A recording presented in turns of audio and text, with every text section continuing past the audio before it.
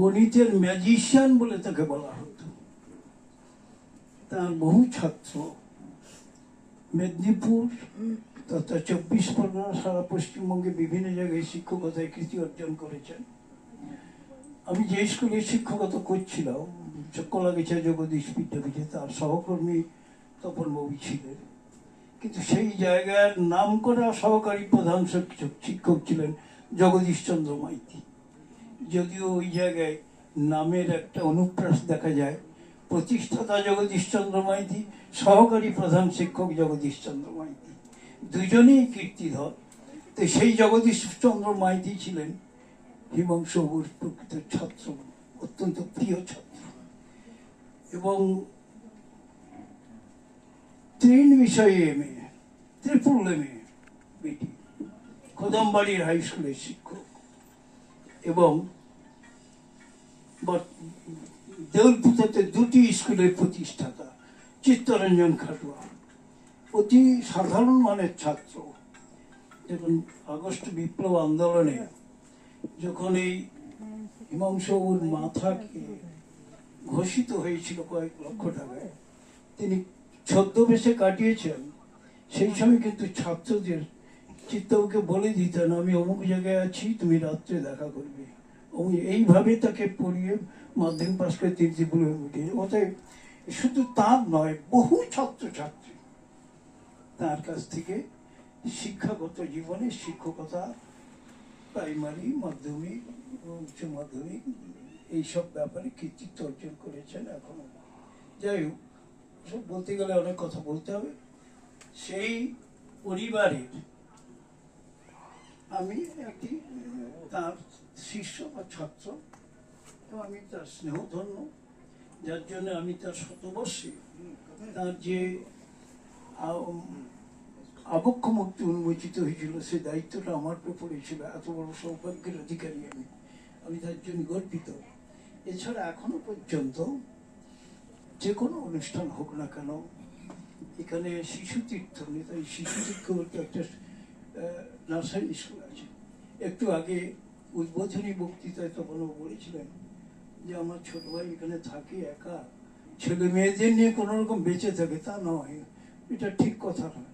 ছেলে মেয়েদের বাঁচার এবং বৃদ্ধি, শিক্ষা, সংস্কৃতি, আজকে বাচ্চারা নাচলে, এটা কিন্তু তখন তরুণ স্কুলের ছাত্রছাত্রী, তার কাজে শিক্ষা, সংস্কৃতি, খেলাধুলা, নাটক, নৃত্য, গীত, সঙ্গীত চর্চা তখন স্ত্রী একটি সঙ্গীত। এবং একটু আগে যে সদ্য এই পরিবারের সঙ্গে বর্ধিত সদস্য নাচ দেখালেন, দেখে আমার মনে হচ্ছে যে এই পরিবারের নাচের আর একটি উন্নততর সংযোজন হলো।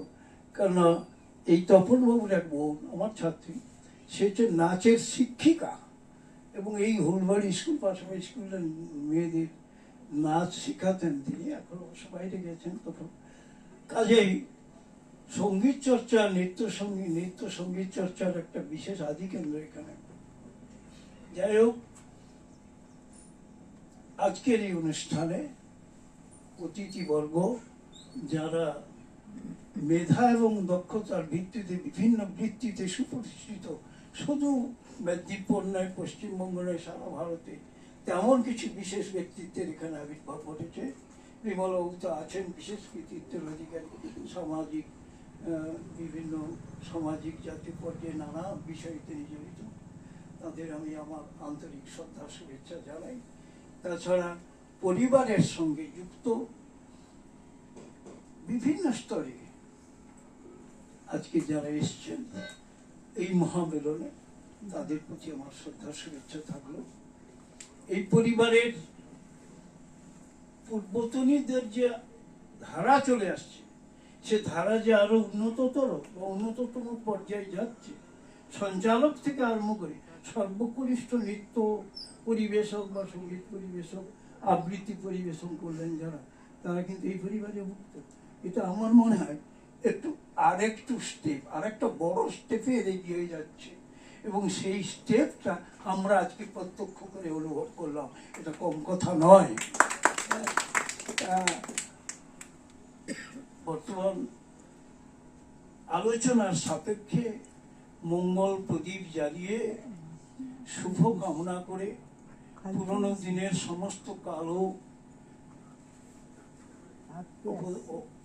অপূর্ণতাকে ছাপিয়ে আলো উদ্ভাসিত হয়ে নতুন জীবন নতুন বর্ষে আমরা যারা কাটাতে পারি সেরকম একটা সম্ভাবনা এখানে সূচনা হলো। শুধু তাই নয়, আলোচনাতে ব্যক্তি এবং সমষ্টি, আমি এবং আমরা, এই নিয়ে যথেষ্ট আলাপ আলোচনা এবং বিতর্ক কথা হয়েছে। তবে মূল কথা হচ্ছে কি ব্যক্তিগত পারিবারিক ক্ষেত্রে হোক, পারিবারিক ক্ষেত্রে ঐক্যের বাতাবরণ তৈরি করার জন্য আজকে 4র্থ বর্ষে এই মহামিলন উৎসব অনুষ্ঠিত হচ্ছে। আমি ফেসবুক মাধ্যমে গতবারের অনুষ্ঠানটা ফেসবুকে উপভোগ করেছিলাম এবং তরুণকে বলছিলাম যে আমি দেখলাম তোমাদের একটা অনুষ্ঠান হচ্ছে, তো অপূর্ব অনুষ্ঠান, এ তো কোথাও হয় না এরকম। না, আমরা করছি, সেটা হচ্ছিল ঘাটে, এই পুকুরের ঘাটে হয়েছিল, সেইটা আমি দেখেছি, অনুভব করি। তা আমার আজকে সবচেয়ে গর্বের এবং অত্যন্ত আনন্দের যে সেই অনুষ্ঠানের আমি একজন আজকের অংশীদার হতে পেরেছি, সবার সঙ্গে মিলিত হতে পেরেছি। বহু অপরিচিতের সঙ্গে এই পরিবারে যারা বিশেষ কৃতিত্বের অধিকারী হেডমাস্টারমশাই আছেন, অন্যান্য হেডমাস্টারমশাইরা আছেন যারা কৃতিত্বের অধিকারী, তাদের সঙ্গে আলাপ পরিচয় হলো, মত বিনিময় হলো। প্রথম বর্ষে শুভ দিনে এই যে শুভ পারস্পরিক সঙ্গ পেলাম, এটা আমার কাছে একটা বড় পাওয়া। এটা আমি খুবই আনন্দিত, গর্বিত। এই সুযোগ করে দেওয়ার জন্যে এই পরিবারের যারা সদস্য, বিশেষ করে তপনবাবু যে আহ্বান করেছিলেন, তাতে আমার মনে হয় আমি একটা বড় লাভ করলাম, একটা বড় গিফটেড হলাম আমি মনে করি। যাই হোক, বর্তমান বৎসরের শুরুতে যে আকাঙ্ক্ষা, যে উদ্বেগ বা যে শুভেচ্ছা নিয়ে এই উৎসব বা অনুষ্ঠান, কি ব্যক্তিগত পর্যায়ে, কি পারিবারিক পর্যায়ে, জাতীয় পর্যায়ে, সামাজিক পর্যায়ে একটা ঐক্য, পারস্পরিক মিলন, সম্প্রীতি এবং পরস্পরের জন্য ভাবনা চিন্তা করা, একটা সংগতি চাওয়ার উদ্দেশ্য নিয়ে এই উৎসব। এবং এটা একটা আমার মনে হয় একটা অনন্য চিন্তা একটা পরিবারের থেকে। কাজে এই চিন্তাটা যাতে ব্যাপকভাবে ছড়িয়ে যেতে পারে, এটা একটা নজির বা নিদর্শন ভাবে সামনে রেখে আমাদের প্রত্যেকেরই চিন্তা করা দরকার। আমাদের অতিথি বললেন যে আমি এতে শিক্ষা নিলাম, এর থেকে আমি আমার পরিবারে এটাকে করবার জন্য প্রতিশ্রুতিবদ্ধ করবো এবং আগামী বছরে আবার আসবো। এটা খুব মানে এটা যে অনুপ্রেরণাটা এখান থেকে সৃষ্টি হলো, সেটা আরেক জায়গায় এমনিতেই স্থানান্তরিত হচ্ছে, এটা কম কথা নয়, এটা বড় কথা।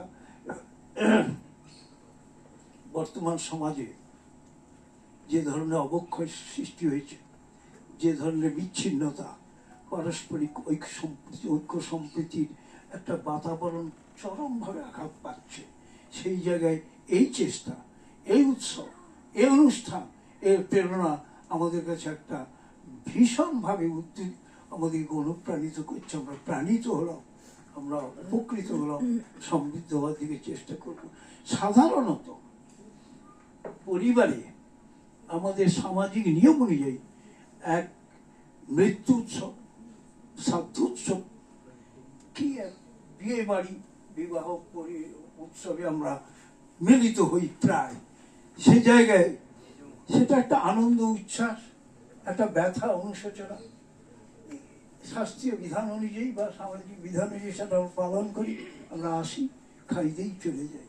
কিন্তু একটা বড় দিক, সামাজিক দিক, জাতীয় দিক, মানসিক দিক, পারস্পরিক সম্প্রীতির দিক, প্রতিবেশীর প্রতি আগ্রহ, এই যে দিকটা, এই দিকটা কিন্তু সেদিকে আমরা নজর কখনো করি না, কিন্তু সেই দিকটার প্রতি এখানে নজর দেওয়া হয়েছে। তপনবাবু নিজে এর স্রষ্টা, শুধু এটা নয়, তপনবাবু তার বাবার কাছ থেকে বহু প্রতিভার অধিকারী, আমার সহশিক্ষক, সহকর্মী।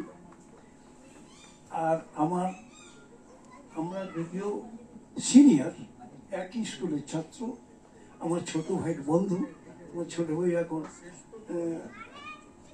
ডাইরেক্টর অফ ICMR এর ডাইরেক্টর পদ থেকে অবসর গ্রহণ করে দিল্লি নয়দায় থাকে। তার সঙ্গে এর অকৃত্রিম বন্ধু, দুজনে খুবই বন্ধু। এমন একটা ঘটনা হয়েছিল ছাত্র অবস্থায়, চোর চোর খেলা যাকে বলে, মানে পরীক্ষা দিচ্ছে ফার্স্ট সেকেন্ড, আমার ভাই ফার্স্ট আমি সেকেন্ড। তো হঠাৎ কি খেয়াল হলো, একটা বই ইচ্ছে করে সেদিনের যে সাবজেক্ট পড়ানো হচ্ছে ছুড়ে দিয়ে গিয়ে পড়লো ভূদেবের পাশে, মানে আমার ছোট ভাই পাই, সে তুলে ফেললো। তা আমাদের বিদ্যালয়ের যে একটু আগে যিনি প্রধান শিক্ষক অবসর হয়েছেন বিনোদ বিহারী বাগচি বেটি, তার নজরে পড়ে গেছে, সে কঠিন শিক্ষক ধরে ফেলেছে। বই কেন তোমার? সেই বই ধরে তাকে সাবজেক্টের উপরে 0 নম্বর দেওয়া, চুরি করেছে। সেই আজকে director of ICMR doctor BC Das. তার বন্ধু, দুজনেই খুব ক্ষুণ্ণ, কিন্তু করার কিছু নেই। এমন একটা শক্ত লোকের হাতে পড়েছে বিনোদবাবুর কাছে, সে বড় কঠিন লোক, হ্যাঁ, যে যার আন্ডারে আমি কিন্তু শিক্ষক ছিল, হ্যাঁ, হলবাড়িতে। তো সেই বন্ধু তখন বাবু, অতএব সেদিক থেকে এক আমার গুরু গৃহ এটা। আর তাছাড়া তপনবাবুর পরে 2জন বোন ছাড়া বাকি যে ভাই বোন সবই আমাদের ছাত্র, আমার ছাত্র। অতএব একটা ঘনিষ্ঠ সম্পর্ক এই পরিবারের সঙ্গে আছে শিক্ষা সংস্কৃতির আলোচনায়। তা আজকের এই আলোচনায় উপস্থিত থেকে আমি খুব আনন্দ উপভোগ করছি, অনুপ্রাণিত হচ্ছি। যদিও বয়সটা কম, বেশি দিন কিছু করার সুযোগ থাকবে না। তো যারা আজকের এখানে উপনীত হয়েছেন, যারা এই ব্যাপারে অংশ নিয়েছেন, নিশ্চয়ই এই যে ভাব, এই যে আদর্শ, এই যে চিন্তা, যার স্রষ্টা তপনবাবু, শুধু এটা নয়, অনেক ক্ষেত্রে তার সৃষ্টি আমি লক্ষ্য করেছি। বিদ্যালয়ে বহু জিনিসের তিনি স্রষ্টা, বহু নতুন নতুন জিনিসের ইনোভেশন তার আছে, এবং তার চিন্তাও সেই জায়গায়। সেই জন্যে তার একটা বিশেষ মর্যাদা সম্পন্ন শিক্ষক ছিলেন তিনি, এবং অলরাউন্ডার বলতে পারেন সব ব্যাপারে। তো তার এই সৃষ্টিটা একটা অনবদ্যের সৃষ্টি আমি মনে করি। এই সৃষ্টিকে আমাদের অনুসরণ করা উচিত, এবং পরবর্তী প্রজন্মের যারা, এবং এই বংশের, এই পরিবারের, এই উন্নত পরিবারে, আমাদের খেজুরিতে বিশেষ করে হলুদবাড়ি অঞ্চলে 4টি পরিবার, সেন, সামন্ত, মাইতি, জানা। এই 4টি পরিবার হচ্ছে অভিজাত পরিবার, যাদের দ্বারা তৎকালীন রাস্তাঘাটবিহীন অবস্থায় হলুদবাড়ি হাই স্কুল প্রতিষ্ঠিত হয়েছে মাইতিদের জমি অন্যদের দানে। শিক্ষকতা করেছেন বংশবাবু, এর দাদা রাধিকা বাবু সামন্ত, এবং এখানকার মণিনাথ সামন্ত, তারপরে মৃত্যুঞ্জয় সামন্ত, গোকুল সামন্ত, রমেশচন্দ্র সেন, ওখানে হচ্ছে জানারা, তা দ্বারিকানাথ জানা প্রভৃতি, ওখানে বড় বিহারী মেয়েতি, রাসবিহারী মাইতি, বঙ্কিম বিহারী মেয়েতি। এদের চেষ্টায় স্কুল হয়েছে, খেলা গ্রাউন্ড হয়েছে, খেলা, নাটক চর্চা, একটু আগে বলেছিলাম, এখানে নাটক, মাইতিদের নাটক, উভয়ের যুগে আবার নাটক। সে নাটক মানে এখনকার দিনের নাটকের সঙ্গে তার মূল্যায়ন করা যাবে না। সব পারিবারিক লোকেরা নাটক করেছেন, কিন্তু অপূর্ব। আমি ছাত্র অবস্থা থেকে এই নাটক দেখা, তাছাড়া আমাদের গুরুদেবের আজকে যে এই অনুষ্ঠান হচ্ছে, এর সূত্রপাত কিন্তু গুরুদেব হিমাংশু। স্কুলে যখন আমরা পড়ি, তখন স্কুল থেকে শনিবার ছাত্রদের নিয়েছে, তিনি এখানে মিত্র সংঘ বলে একটা ক্লাব ছিল, সেখানে অনুষ্ঠান করতেন, সাংস্কৃতিক চর্চা, কবিতা, নিজ লিখিত স্বরচিত কবিতা, আবৃত্তি, পাঠ, বক্তৃতা। একটি ছাত্রকে সভাপতি করে দিয়ে তার শৃঙ্খলা বজায় রেখে, তার মত নিয়ে, নিজে মাস্টারমশাই বাইরে গেলে তার মত দিয়েছে। এইভাবে শৃঙ্খলা পরায়ণ একটা সমাজ, একটা শিক্ষা ব্যবস্থা উন্নততর করার তার চেষ্টা ছিল, যার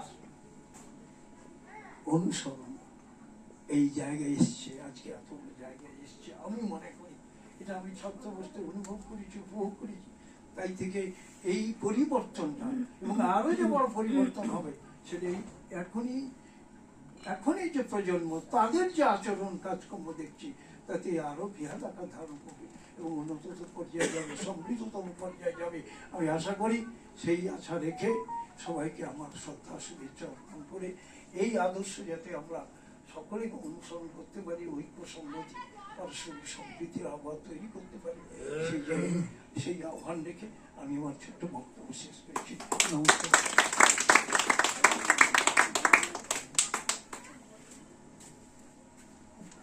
হ্যালো।